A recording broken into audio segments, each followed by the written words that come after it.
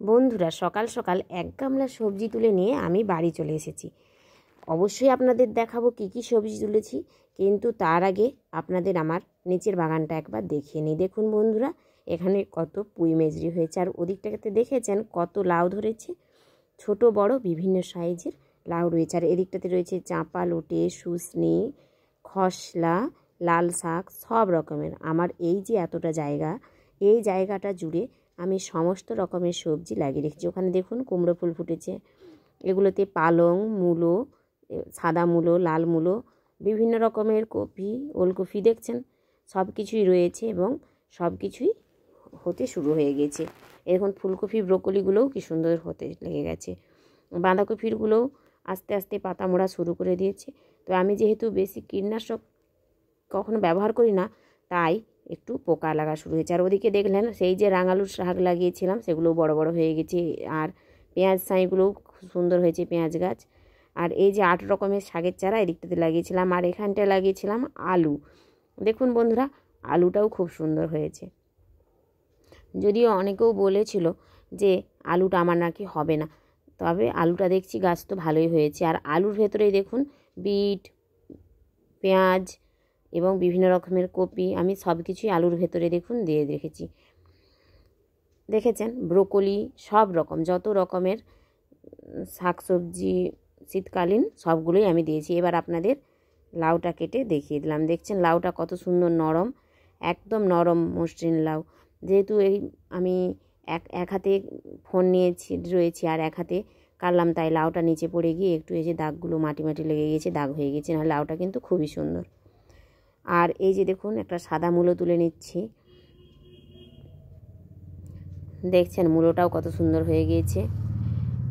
সেই বৈশাখ মাস থেকে এগুলো লাগিয়েছি, অল্প অল্প খেয়ে চলেছি, কিন্তু বৃষ্টির জন্য সেইভাবে হয়নি। আর আপনাদেরকেও নিচের বাগানের ভিডিওটা আমি সেরকমভাবে দিই না, শুধুমাত্র ছাদ বাগানের ভিডিওটাই দিই। আর কাজগুলোও সব কিছু আমি ভিডিও করতে পারি না, দিতেও পারি না। তাই আজকে ভাবলাম আজকে অনেকটা সবজি তুলবো, তাই ভাবলাম আজকে নিচের বাগানের ভিডিওটাই দিই। দেখুন কত চাঁপা লোটের শাক তুলে নিচ্ছি। এই শাকগুলোর একটা গুণ আছে জানেন, এগুলো শুধুমাত্র ডগ কাটলেই আপনি যেমন খুশি আবার গজাবে, যত খুশি কেটে নিন আবার গজাবে। দেখছেন কুমড়ো ফুলগুলো কত সুন্দর হয়েছে, কিন্তু আমি যখন তুলতে আসি কুমড়ো ফুলগুলো এরকম একটু একটু ঝিমিয়ে গিয়েছে, কিন্তু এর আগে সকালে খুব সুন্দর হয়েছে। আর দেখুন এখনও চিচিঙা হচ্ছে। আর চিচিঙাটা লাগানো রয়েছে কোথায় জানেন? এই দেখুন এই বস্তাতে। দেখেছেন আমি প্রচুর পরিমাণে সারা বছর চিচিঙা খেয়েছি, আর ঝিঙেও হয়েছিল প্রচুর পরিমাণে। এই দেখুন ঝিঙে এখনও ধরছে, আর ঝিঙেটা লাগানো রয়েছে এই যে এই বস্তায়, এই যে ঝিঙে গাছ দুটো বস্তার মধ্যে। দেখুন বস্তাগুলোও নষ্ট হয়ে গেছে, সেই গরমের সময়ের এগুলো। আর এই যে দেখুন এই যে পুঁই মেজরি, আজকে এই পুঁই মেজরিটাই মূলো দিয়ে করব, সেই জন্যই মূলোটা তুলেছি। আর এই মেজরিগুলো শুধুমাত্র এই মেজরিগুলোই ভেঙে নেব, কারণ যেই মেজরিগুলো একটু শক্ত ধরনের হয়ে গিয়েছে সেই মেজরিগুলো আমি তুলে নেব। আর যেগুলো খুব ফুল ফুল রয়ে গেছে ওগুলো আপাতত রেখে দেবো, ওগুলো আবার পরে তুলব। মেজরি আমরা এইভাবেই তুলে নিই। এই যে দেখুন কি সুন্দর, যেগুলো হয়ে গেছে সেগুলো আমি এভাবে হাতে করে ভেঙে নিচ্ছি। আর আমাদের এই মেজরিটা শুধুমাত্র এই মেজরিগুলোই খাওয়া হবে, ওই এখন আর এই পুঁই শাকের ডাঁটাগুলো খাওয়া হবে না, কারণ পুঁই শাকের ডাঁটাগুলো শক্ত হয়ে গিয়েছে। দেখুন বন্ধুরা কতগুলো সবজি তুলেছি আমি, এখনও তুলব। আর এই যে দেখুন এখানে প্রচুর পরিমাণে কুলের শাক হয়েছে, আমি 3-4টে ডগ লাগিয়েছিলাম, সেখানেই দেখুন প্রচুর কুলের শাক হয়ে গেছে। এবং যেহেতু অনেক দিন খাওয়া হয়নি তাই কুলের শাকগুলোতে কাঁটা হয়ে গিয়েছে। আর এগুলোতে সব পেঁয়াজ দিয়েছি, পেঁয়াজ দিয়ে ওই ঘুরতে গিয়েছিলাম, এসে দেখছি গাছগুলো বেরিয়ে গিয়েছে। আর লাউ গাছের গোড়ায় কী সার দিই সেটা আপনাদের দেখিয়ে দিচ্ছি। দেখুন ভাতের যে মাড়টা আমাদের বেশি হয়, ফ্যান, এবং যত সবজি পচা ফলের খোসা সবটাই আমি ওই লাউ শাকের গোড়ায় বলুন বা সমস্ত রকমের গাছের উপর গোড়াতেই আমি দিই। আর এই যে দেখুন এটা হচ্ছে সর্ষে শাক। সর্ষে শাক আপনারা কে কে খেয়েছেন আমায় অবশ্যই জানাবেন। সর্ষে শাকটা একটু হালকা তেতো লাগে, কিন্তু খেতে আমাদের খুব ভালো লাগে।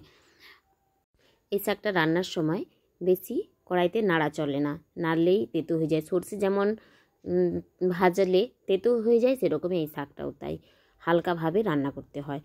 আর এই যে এগুলো দেখুন, এগুলো তুলে নিলাম মূলো শাক। ওইখানটায় প্রচুর পরিমাণে মূলোর শাক বেরিয়েছে, শাকগুলো যদি না আমি তুলে পাতলা করে নিই, তাহলে মূলোগুলো মোটা হবে না। তাই আমি কিছু শাক এখান থেকে তুলে নিলাম। দেখেছেন বন্ধুরা, কতগুলো শাক সবজি তুলে নিয়েছি আমি। এইভাবে আপনারা আপনাদের বাড়িতে একটু অল্প জায়গা থাকলে লাগিয়ে নিতে পারেন, তাহলে আপনাদের নিত্য প্রয়োজনীয় কিছু না কিছু তো আপনারা অবশ্যই নিজের বাড়ি থেকে পেতে পারেন। আর নিজের বাড়িতে নিজের হাতে তৈরি এরকম শাকসবজি খেতে কার না ভালো লাগে বলুন। আপনারা তো দেখছেন আমার এই জায়গাটা সম্পূর্ণ লেম্বু গাছের গোড়া, তার শিকড় দেখছেন কীরকমভাবে শিকড়ের উপরেই আমি লাগিয়েছি। গাছগুলো কেটে দিয়েছি, কেটে দেওয়ার পর এখনও মাটি ফেলা হয়নি। মাটি আমি ফেলবো, এই শীতটা কেটে গেলেই আমি এখানটায় মাটি ফেলে এই জায়গাটাকে সুন্দর করে এভাবে সব কিছু লাগানোর আমার ইচ্ছে রয়েছে। কিন্তু ততদিন কি আমি বসে থাকবো?